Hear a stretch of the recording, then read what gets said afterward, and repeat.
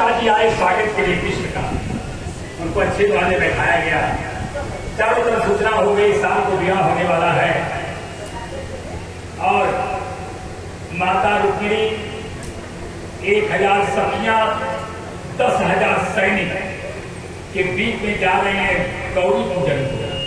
हमारे यहाँ परंपरा है, लड़की विवाह के पहले गौरी पूजन करती है।